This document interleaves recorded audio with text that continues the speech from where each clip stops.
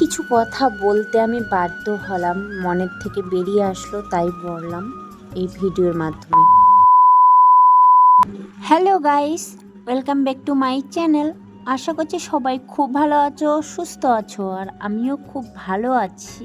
তো আজকে আমি তোমাদের সাথে এই যে হাফ ওয়াল ঘরটা দেখতে পাচ্ছ, তো এই ঘরটা আমি ওয়াল পট্টি করব, তো সেটাই তোমাদের সাথে আমি শেয়ার করতে চলেছি। তো তোমরা সাথে থেকো, পাশে থেকো, কেউ ভিডিওটা স্কিপ করো না। তো চলো আর বেশি দেরি না করে কাজটা শুরু করে দিলাম আমি। আর সামনে তো পুজো চলে আসছে, আর সবারই আশা করি কেনাকাটা হয়ে গেছে। তো বন্ধুরা, আমি বর্তমানে শ্বশুরবাড়িতেই আছি, বাপের বাড়ির থেকে অনেক দিনে চলে আসছি, আর তোমাদের সাথে আমি শেয়ার করতে পারিনি, এতটাই আমি ব্যস্তর মধ্যে পড়ে আছি। আর এত কষ্ট করে আমি কাজের ভিডিওগুলো শ্যুট করেছি, সেগুলো যদি তোমাদের সাথে আমি শেয়ার না করি তাহলে আমার মনের মধ্যে একটা শান্তি আসবে না। তো যার জন্য ভাবলাম না, সবার প্রথম আমি তোমাদের সাথে কাজের ভিডিওগুলোই শেয়ার করে নিই। আর আমার ভাগ্যটা এমনই খারাপ না, আমি প্ল্যান মাফিক কিছু করলে সেটা কখনোই সাকসেস হতে পারি না। তো আমি ভাবি যে এইটার পর এটা করব, কিন্তু সেটা আমি কখনো করে উঠতে পারি না। কিছু না কিছু প্রবলেম বা কোনো সমস্যার মধ্যেই পড়েই যাই আমি।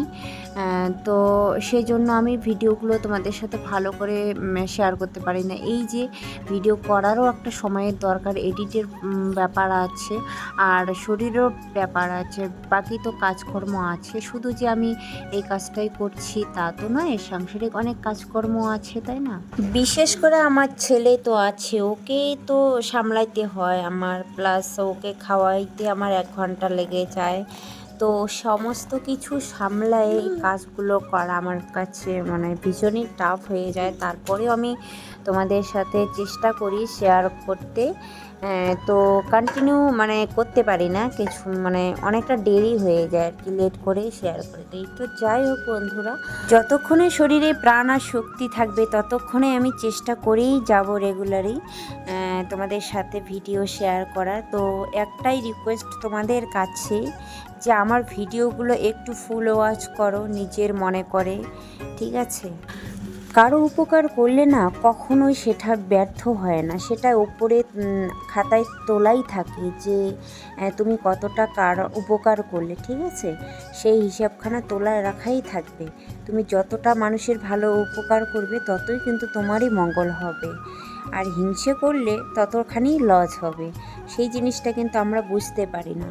কখনো কখনো কি হয়, মানুষ ভিডিওগুলো স্কিপ করে যায় যে ওর লাভ হবে। আর আমাদের বাঙালিদের মধ্যে একটু বেশি এরকম হয়, মানে নিজেও উঠতে পারবে না, আবার অন্যকেও উঠতে দিবে না, সেই রকম মানে কাঁকড়ার মতো সেম।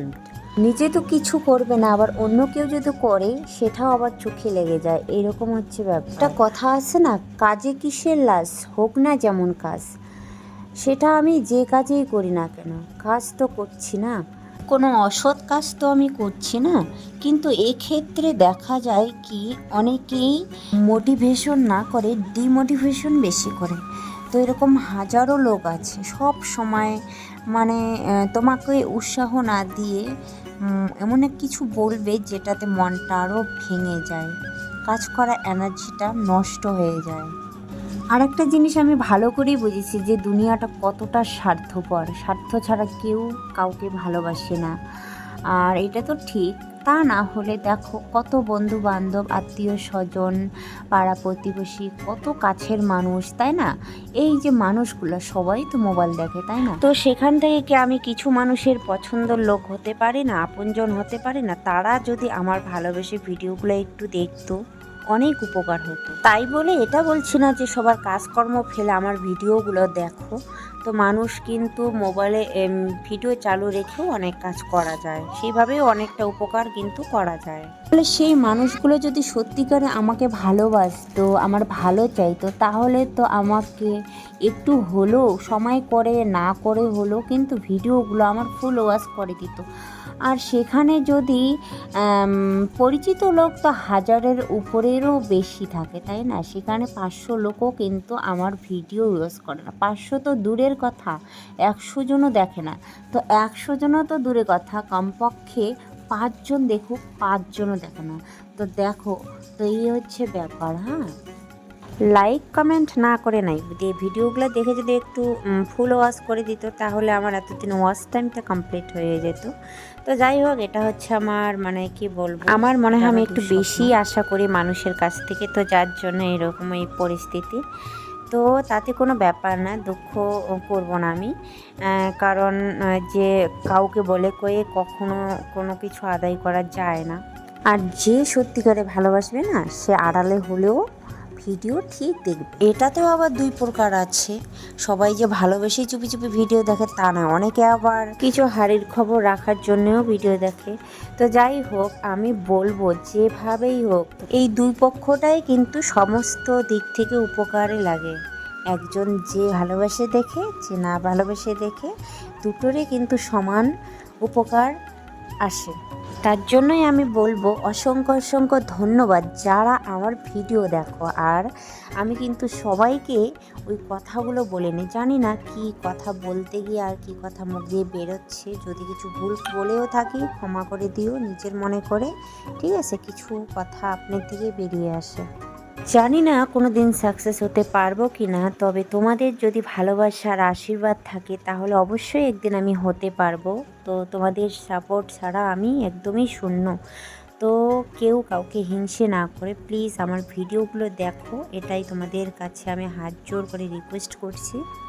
কারণ একটা কাজ করতে কিন্তু অনেকটা কষ্ট হয়, সেখানে যদি আমি তোমাদের কিছু ভালো কমেন্ট পাই, তোমরা যদি আমার ভিডিওগুলো দেখো তাহলে কি হবে, আমার সেই কাজটা কষ্ট করে যে করছি সেটা আর মনে হবে না, সেটা আমার আনন্দে ভরে যাবে।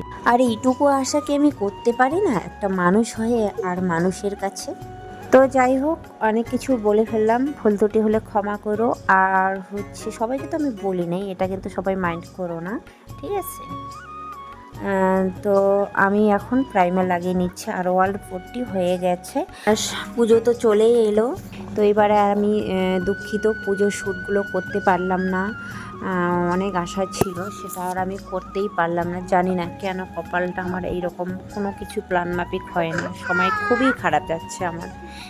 একই তো এই যে বাচ্চা সামলাতে হয়, এমনিতে আমার কোনো পুজোই ভালো কাটে না কোনো দিন, মানে ছোট থেকেই বলতে পারো আমার পুজো আসা মানে আমার জীবনে দুঃখ কষ্ট। জানি না, আমার কোনো পুজোই ভালো কাটে না, সরস্বতী পুজোই বলো, দুর্গা পুজোই বলো, আমার দিয়ে তো পুজো না আসাই ভালো। আর পুজোটা খুব তাড়াতাড়ি চলে এলো এরকম মনে হচ্ছে। জানি পুজো ভালো কাটে না, তাই বলে এবছরে এত বেশি খারাপ সময় আমার কাটবে সেটাও আমি কখনো আশা করিনি। কিছু প্ল্যানিং করতে পারি নাই, কোনো শর্টস দিতে পারছি না। নিজের খুশির থেকে আমি সবসময় বেশি গুরুত্ব দেই অন্যের খুশিকে। অন্যের খুশিতে আমার খুশি, আমার আপনজনদের খুশিতে আমি খুশি। তো এই পুজো মানে আমার কাছে দায়িত্ব, কর্তব্য, টেনশন বলতে পারো। তো যাই হোক, তবুও আমি 5-6 দিনের মধ্যে চেষ্টা করব নিজের মুডটাকে ঠিক করার।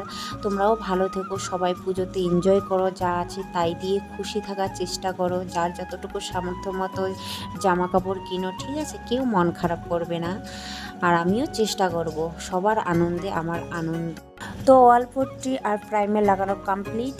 নেক্সট ভিডিওতে আমি রং করব, সেটা তোমরা অবশ্যই দেখো। তো ভিডিওটা এখানে শেষ করছি, সবাই খুব ভালো থেকো, সুস্থ থেকো, টাটা।